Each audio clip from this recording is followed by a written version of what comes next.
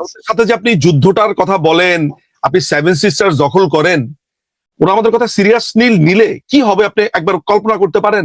আমরা যে ভারতের সেভেন সিস্টার দখল করব, যদি ভারত সিরিয়াসলি আমাদের এইসব কথাবার্তা সিরিয়াসলি নেয়, ওরা যদিও আমাদের এইসব কথাবার্তা শুনে হাসে, মানে ব্যাপারটা হচ্ছে এরকম যে ওই আমি কয়েকটা রিলসে দেখি আর কি, বিশাল বড় একটা মানে দৈত্যের সামনে গিয়ে ছোট একটা বিড়াল অনেকক্ষণ ধরে এরকম এরকম করছে, যখন একটু দরজাটা খুলে দেওয়া হলো, হ্যাঁ, তখন ওই বিড়ালটা কাইমাই করে দৌড় মারলো। আমি আমার নিজেদেরকে বিড়াল বলছি না। দেখেন ভাই, ভারতের সাথে প্রথম ব্যাপার হচ্ছে আমি আমেরিকার সাথে যুদ্ধ করতে যাব কেন, ভারতের সাথে যুদ্ধ করতে যাব কেন? আমার 1,75,000 সৈন্য মনে হয় নাই, এরকমই সামথিং আমাকে একজন ডিজিএফআই অফিসার বলছিলেন আমাদের সৈন্য সংখ্যা কত, আমাদের আর্মি অফিসারই বা কত। ওসমান হাদির মৃত্যুকে কেন্দ্র করে আমরা দেখলাম ভারত বিদ্বেষী যে একটা রাজনীতি বা ভারত বিদ্বেষী একটা ব্যবসা, যেটা সেই ব্যবসাটা খুব রমরমা ভাবে জমজমাট হয়ে গেল এই বিজনেসটা, ভারত বিদ্বেষী বিজনেস। এবং পরবর্তীতে হাদির খুনিরা ভারতে পালিয়ে গেছে, ভারত আশ্রয় দিচ্ছে, এসে খুন করে গেছে, এই ধরনের নানান আগডুম বাগডুম গল্প রূপকথা আমরা শুনলাম। তারপরে পুলিশ বাহিনী দুদিন আগেই বললো যে এই খুনিরা যে ভারতে গিয়েছে এরকম কোনো তথ্য আমাদের কাছে নেই কোথাও। অথচ পোস্টমারা মিডিয়াকে দিয়ে জামায়াত এতদিন যাবত প্রচার করলো এই রাস্তা দিয়ে গিয়েছে, পাইপের ভেতর দিয়ে গিয়েছে, অমুক জায়গায় বসে বসে চা খাচ্ছে কলকাতার। হ্যাঁ, তো এই আলাপগুলো আমরা শুনলাম। তো এই যে ভারত বিদ্বেষটা মাথাচাড়া দিল, আমি আপনার কাছে জানতে চাই যে হাদির মৃত্যুর কারণে কি ভারত বিদ্বেষটা বাড়লো, নাকি ভারত বিদ্বেষটাকে বাড়িয়ে তোলার জন্য হাদির মৃত্যুটা জরুরি ছিল? এটা না খুবই বুদ্ধিমানের মতো কোশ্চেন হয়েছে। আমি আপনাকে একটু আপনাকে কয়েকটা জিনিস দেখাই, পার্সপেক্টিভ দেখাই। আমাদেরকে মানে খুবই একটা শব্দে ট্যাগ করা হয়। রাসেল ভাই, কি শব্দে ট্যাগ করা হয় দেখি বলেন আপনি? ভারতের দালাল, সুরেচারের দোষর, তাই না? আমি যদি জাস্ট এই পার্টিকুলার জায়গাটা ধরে একটু আগাতে থাকি, ধরে আগাই, তাহলে আপনার প্রশ্নের উত্তর পাওয়া যাবে। ফেসিজমের মূল উৎপত্তি বা যেসব কনসেপ্ট আপনারা সবাই জানে যে মুসোলিনির ফেসিস্ট পার্টি, ইটালি সেই পার্টি, এবং উগ্র জাতীয়তাবাদ ছিল ফেসিজমের সবচাইতে বড় অস্ত্র। বাংলাদেশের এই সংবিধানকে পরিবর্তন করে বাঙালি জাতীয়তাবাদ থেকে বাংলাদেশি জাতীয়তাবাদ কে করে? জিয়া রহমান। প্রথম বাংলাদেশ আমার শেষ বাংলাদেশ, জীবন বাংলাদেশ আমার মরণ বাংলাদেশ। এই গানটা কিন্তু কাইন্ড অফ মানে দেশপ্রেমের গান মনে হতে পারে, is kind of A fascist song. আসলে কেন, সেটাতে আমি আসছি। ফেসিজমের মূলনীতি যেগুলো আছে সেটা হচ্ছে র্যাডিক্যাল জাতীয়তাবাদ। আমি ছাড়া আর কিচ্ছু নাই, আমার দেশ আমার দেশ আমার দেশ, বাকি সব খারাপ। ঠিক আছে, এক নাম্বার। ফেসিজমের আরেকটা ব্যাপার হচ্ছে যে ফেসিজম একটা কাল্পনিক শত্রু বানায়। সে কখনো শত্রু বানায় হচ্ছে ইম্পেরিয়ালিজমকে বানায়, সে কখনো শত্রু বানায় হচ্ছে ওয়েস্টার্ন বুর্জুয়াকে বানায়, সে কখনো শত্রু বানায় হচ্ছে তার পাশের দেশকে বানায়, সে কখনো তার পুরনো সাম্রাজ্য ফিরে পাবে বলে যারা দখল করেছে তাদেরকে শত্রু বানায়। আমরা মুসোলিনি যেমন আপনার সে ইথিওপিয়া মনে হয় দখল করেছিল, তারপর হচ্ছে যে রোমান সাম্রাজ্যকে সে আবার পুনর্জাগরণ করবে। সে আরেকটা কাজ করে, সেটা হচ্ছে সামরিক শক্তি সে বৃদ্ধি করতে চায়, এবং তার আরেকটা বৈশিষ্ট্য হচ্ছে সে একটা কাল্পনিক শত্রুকে কল্পনা করে সাধারণ মানুষকে এটা বোঝাতে চায় ও তোমার শত্রু। এটা হিটলারের মধ্যে ছিল, এটা মুসোলিনির মধ্যে ছিল। এই যে এখন আমি কথাগুলো বললাম, এই কথাগুলো নিজুম মজুমদারের কথা না, কোনো মানুষ খালি বললেই হবে, এখন গুগলে গিয়ে বললেই হবে ফেসিজমের মূল নীতিগুলো কি কি, তাহলে আমার কথাগুলোই বের হয়ে আসবে। এখন হিটলার কি করেছে? হিটলার বলেছে যে ইহুদিরা সমস্যার মূলে, তাদেরকে নিধন করো, মারো, এবং জার্মান এগিয়ে যাবে, জার্মানের উপরে কিছু নাই, জার্মান খালি দখল করবে। এই তো হিটলার করেছে। মুসোলিনি এক কাজ করেছে, সেও এরকম আফ্রিকান কান্ট্রি দখল করেছে, আশেপাশের দেশগুলোকে সে দখল করে জাতীয়তাবাদ করে ভয়ঙ্কর অবস্থা করে ফেলেছে। সে যেটা করে, সে মনে করে যে তার সবচাইতে বড় শত্রু হচ্ছে প্রেস, সে প্রেসকে দমানোর চেষ্টা করে। সে যেটা করে, সে আবার নতুন করে তার সৈন্য সামন্ত বাড়াতে থাকে, সামরিক শক্তি বৃদ্ধি করে, এবং তার সবচাইতে যে জরুরি জিনিসটা সেটা হচ্ছে সেটা কাল্পনিক শত্রু তৈরি করে। আমাদের দেশে যা কিছু হচ্ছে আপনি এগুলোর সাথে মিল পান। ভারত, কথায় কথায় কথায় কথায় ভারতের আধিপত্য, ভারতের আধিপত্য। মায়ের পেট থেকে পড়ার পরে শুধু বাংলাতে কাচ্ছি। এরপরে মানে 3 বছর বয়স থেকে ইংরেজি ছিল আমার সেকেন্ড ল্যাঙ্গুয়েজ। প্যান্ট পরেছি, শার্ট পরেছি, স্যুট পরেছি, মুভি দেখেছি ইংরেজিতে, ইংরেজিতে একটু ভুলভাল কথা বললে সেটা নিয়ে অপমানের কোনো অন্ত ছিল না। আমার বাবা আমাদের 5 জন শিক্ষক রেখেছে ইংরেজির উপরে, কেউ ক্রিয়েটিভ রাইটিং শিখাতেন, কেউ এটা শিখাতেন। এই যে যদি আধিপত্য হয় তাহলে তো এই দেশে হচ্ছে মার্কিন ইঙ্গো আধিপত্য। এই দেশের আমাদের দেশের ক্ষমতায় কে যাবে সেটা নির্ধারণ করে ইউরোপিয়ান ইউনিয়ন, সেটা নির্ধারণ করে আমেরিকা। আমাদের দেশের ব্যবসা সমস্ত কিছু আরএমজি ইন্ডাস্ট্রি, রেডিমেড গার্মেন্ট যে আছে, আরএমজি সমস্ত কিছু যায় হচ্ছে ইউরোপে। ওই টাকা পয়সা আমাদের যে বৈদেশিক মুদ্রার রিজার্ভ সেটা থাকে আমেরিকার ফেডারেল ব্যাংকে। আমাদের রাজনীতি, অর্থনীতি, সমাজনীতি, আমাদের দেশের মুক্তিযুদ্ধ, এগুলো সমস্ত কিছু নির্ভর করেছিল পশ্চিমারা কি মুভ নিবে সেটার উপরে। তো চোখের সামনে যখন আমি রিয়েল আধিপত্য দেখতে পাচ্ছি, আমি কেন আমেরিকাকে কোনোদিন বলি না যে আমেরিকার আধিপত্যবাদের বিরুদ্ধে কেন একমাত্র ওই বামপন্থীরা ছাড়া কেউ কথা বলতে শুনি না কেন? কৌ কৌ কৌ করে কথা বলে। তারাও আবার যদিও মস্কো বা আপনার চায়নাতে বেশি হলে এখানে ছাতা ধরে। কিন্তু আমার কথা হচ্ছে যে তার মানে বোঝা গেল যে ভারত আসলে আধিপত্য না। ভারত আপনি কি করেছে? ভারত তার নিজের মুভি করেছে। ভারতের বাইরে হিন্দি ভাষাতে কেউ কথা বলে? ভারত কি চায়নাতে গিয়ে ইংরেজি দেখাতে বাধ্য করে? ইংল্যান্ডের কথা বাদ দিলাম, ডেনমার্ক, ফ্রান্স, জার্মানি ইংরেজি দেখাতে বাধ্য করে। কিন্তু আমি পৃথিবীর যেখানেই গেছি ইংরেজি একটা ইন্টারন্যাশনাল ভাষা। টাকা পয়সা যেখানেই ভাঙাতে গেছি ডলার একটা ইন্টারন্যাশনাল কারেন্সি। আধিপত্য কার ভাই? আমেরিকার আধিপত্য, ইংল্যান্ডের আধিপত্য, ইউরোপিয়ানের আধিপত্য। কিন্তু ভারতকে কেন তাহলে বলা হচ্ছে? এই কারণে বলা হচ্ছে যে বাংলাদেশে এই যে ইসলামাইজেশন, মানে ফলস ইসলামাইজেশন, আমার দেশের 95% হচ্ছে মুসলিম। আমি ধরেন আমার ডাটাতে এদিক সেদিক যদিও হয় 90% নিচে তো হবে না। আচ্ছা, আমার মা মুসলিম, চাচি মুসলিম, দাদি মুসলিম, নানি মুসলিম, সব মুসলিম, আশেপাশে যা দেখি মুসলিম। এই দেশের সবাই মুসলিম, এখানে ইসলাম কায়েম করার কি আছে ভাই? তাহলে ইসলাম কায়েম করতে চায় কেন? এর কারণ হলো পৃথিবীতে যদি আজকে ঘোষণা দেওয়া হয় যে সমস্ত সাপ মরে গেছে, সাপুরে খেলা দেখাবে কি নিয়ে? তখন তাকে দড়ি দিয়ে খেলা দেখাতে হবে। একইভাবে ইসলাম খাতরা মে হ্যায়, এইটা সেই মানে বাপ হওয়ার আগের থেকে ইতিহাস দেখতেছি। ইতিহাসের মধ্যে বঙ্গবন্ধু ভাষণে বলেছে যে ইসলাম খাতরা হ্যায় মানে কি? তার মানে হচ্ছে যে এই যে ইসলামের জুজু, মানে ইসলাম চলে যাচ্ছে, অর্থাৎ আল্লাহর ম্যানেজার সেজে বসে আছে কিছু মানুষ যারা এই ঘৃণাগুলো over the period, over the century ছড়িয়েছে।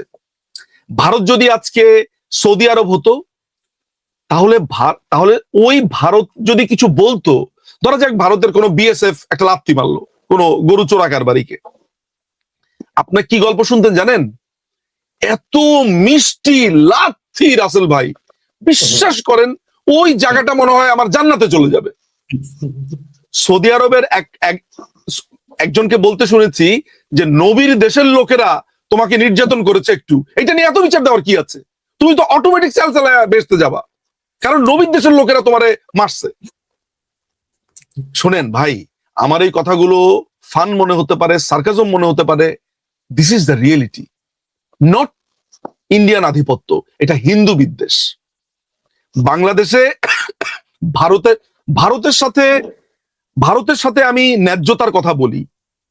আজকে 1.5 বছর হয়ে গেছে, আমাকে আপনি একটা অন্যায্য ক্লজ দেখিয়ে যদি বলতেন দিস ইজ দ্য অন্যায্য ক্লজ, উত্তর দেন ভাই, আমি আপনার সাথে সেটা নিয়ে তর্ক করতাম। আমি জীবনেও জানতাম না সীমান্তে কি হয় যদি না 5ই অগাস্ট হতো। আমার অনেক পরিচিত অপরিচিত মানুষের সাথে আমি কথা বলেছি। ভারতের বিভিন্ন রাজনৈতিক দল, বিজেপি বলেন, কংগ্রেস বলেন, তৃণমূল কংগ্রেস বলেন, ছোট ছোট আরো অন্যান্য দল আছে, সংগঠন আছে। আমার প্রচুর বন্ধু বান্ধব কলকাতা জুড়ে, দিল্লি জুড়ে, চেন্নাই জুড়ে। আমি তাদের সাথে ব্যক্তিগতভাবে কথা বলেছি। বিশেষ করে আমার কলকাতার বন্ধুরা যারা আছে, ত্রিপুরা এবং আগরতলা, সেখানে আমি জেনেছি যে সীমান্তে এই যে মানুষ মারা যাওয়ার গল্পগুলো শুনি, সেগুলো কেমন? আমি যখন শুনেছি যে সীমান্ত থেকে ভারতে, মানে বাংলাদেশ থেকে ভারতে যেভাবে আসে, মানে আমার হিসাবে, বিলিভ মি, জানি না কে কিভাবে নিবে, যদি বিএসএফ আসলেই মারে বা বাংলাদেশের বিডিআর আসলেই মারে, তাহলে দুই পক্ষই প্রতিদিন 50 জন করে মারতে পারে। আমার মনে হয় দুই পক্ষই ছাড় দেয়। আমার মনে হয় ভারত থেকেও কিন্তু অনেক লোক, ওই যে চোরা কারবারিরা যেরকম চোরা কারবারি করে, বাংলাদেশ থেকেও করে। হ্যাঁ, এর মধ্যে অনেকগুলো হৃদয় বিদারক ঘটনা ঘটেছে। অস্ত্র থাকলেই আর চোরা কারবারি হলেই যে জান নিবেন তাও তো না। সেটাও যে এটাকে হালালকরণ প্রক্রিয়াও আমি করার চেষ্টা করি না, কারণ চোরা কারবারি যদি হয় তাহলে তার জন্য তো আইন বানিয়ে রাখা হয়েছে। তার জন্য তো এটা না যে আমি তাকে বর্ডারে মারবো। সেগুলো খুবই নীতি নৈতিকতার আলাপ।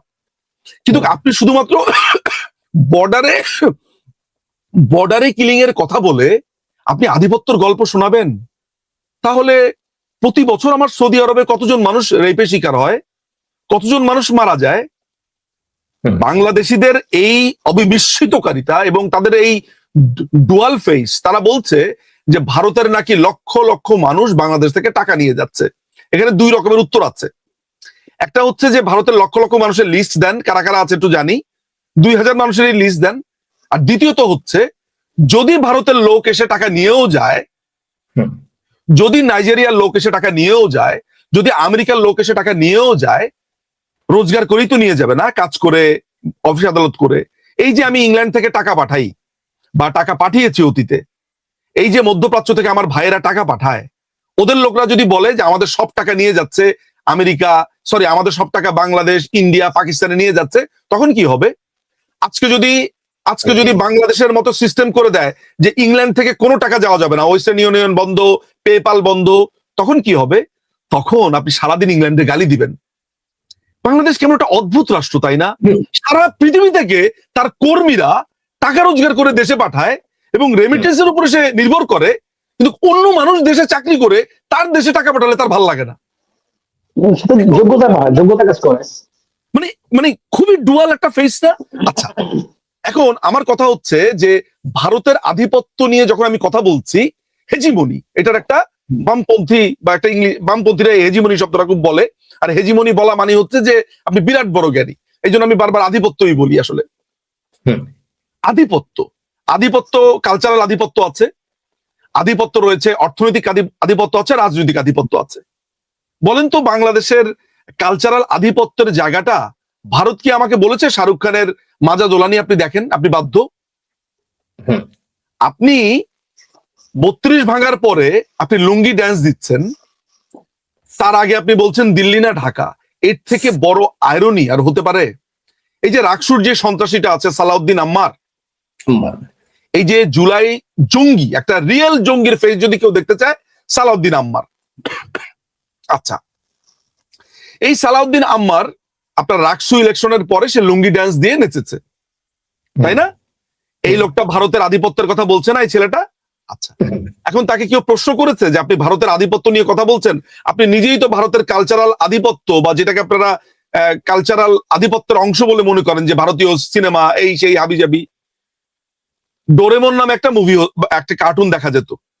সেই ডোরেমন কার্টুনটা আপনার হিন্দিতে হতো। বাচ্চারা হিন্দিতে কথা বলা শুরু করেছিল। আমি আমার নিজের ভাগ্নে গিয়ে দেখি হিন্দিতে পুরো চোর্স কথাবার্তা বলে। আমার ভাগ্নে 3টা ভাষা খুব ভালো পারে, হিন্দি খুব ভালো পারে, ইংরেজি খুব ভালো পারে, আর বাংলা তো তার মাতৃভাষা। আমার কিন্তু একদম খারাপ লাগেনি যে হিন্দি সে বলতে পারছে। উর্দু যদি সে বলতে পারতো আমার ভালোই লাগতো, আর একটা নতুন ভাষা শিখেছে। ইংরেজি, ফ্রেঞ্চ, জার্মান, আমি আমার ছেলেকে বলি তো 5টা-6টা ভাষা শিখে ফেলো। হ্যাঁ, কিন্তু মুশকিলের ব্যাপারটা হচ্ছে আমাদের দেশে মনে করা হয় যে হিন্দিতে কেউ কথা বললে সে খুব খারাপ। এগুলো কে তৈরি করেছে? কারা তৈরি করেছে? আরবি বললে খুব ভালো, আরবি বললে খুব ভালো। হ্যাঁ, ভালো কথা। এই তো রাব্বানি ভাই মনে করা দিল। ছোট, আমি কিন্তু খুব ভালো আরবি লিখতে পারি। আমি জানি না কতটা শুদ্ধ হয়, তবে আমাকে আপনি যে কোনো কিছু বাংলায় বলবেন, আমি আপনাকে আরবি জের জবর পেশ দিয়ে মোটামুটি লিখে দিব। যারা আরবির স্টুডেন্ট আছে তারা হয়তো আমার অনেক ভুল ধরবে, কিন্তু এইটা ঠিক, তারা এটাও অ্যাপ্রিসিয়েট করবে যে এটা আনএক্সপেক্টেড, নিজুম ভাই এত ভালো আরবি লিখতে পারে। কিন্তু আমি কিন্তু আরবি বুঝি না। আমি কোরআন শরীফ দেখে এখনই আপনাকে পড়ে শোনাতে পারবো। এই যে আমরা লাইভের একেবারে শেষ পর্যায়ে, এই টপিকটা একটু আপনি শেষ করলে আমি আরেকটা প্রশ্ন করবো। রাসূল ভাই, শুধু একটা কথা বলি, এই যে আধিপত্যের কথা বলা হয়, এটা কথা বলা হয়, এটা হচ্ছে কমপ্লিটলি বাতাসে তলোয়ার চালানো। ওই যে ফেসিজমের একটা বড় অংশ হচ্ছে কল্পিত শত্রু বের করা। ওরা কল্পিত শত্রু বের করেছে ভারতকে, তা না হলে রাজনীতি চালাতে পারবে না। তো সাপ না থাকলে সাপুরি কি নিয়ে খেলা দেখাবে? সো ভারত একটা কল্পিত শত্রু। আপনি জানেন যে দিল্লিতে গেলে ওরা যখন শুনে বাংলাদেশিরা আপনার এরকম করছে, ওরা খুব হাসাহাসি করে। দিল্লির একেবারে মেইন স্ট্রিমের ছেলেপেলেরা, তাদের কথা হচ্ছে যে বুঝলাম না ঘটনাটা কাহিনী কি, মানে ভারতের সাথে আমাদের ঘটনাটা কি। ওরা ধরতেই পারে না কেন প্রবলেম, ওরা এগুলো নিয়ে মাথাও ঘামায় না। হ্যাঁ, যেটা আপনারা মনে করেন, এটা এই কিছু সংখ্যক লোকেরা এই কাজটা করে। সো মানে রিয়েলিটিতে আসেন আপনি ওদের সাথে ভাই করে বলতে কি করে খায়, একটা কথা বলছে না, করে খায়।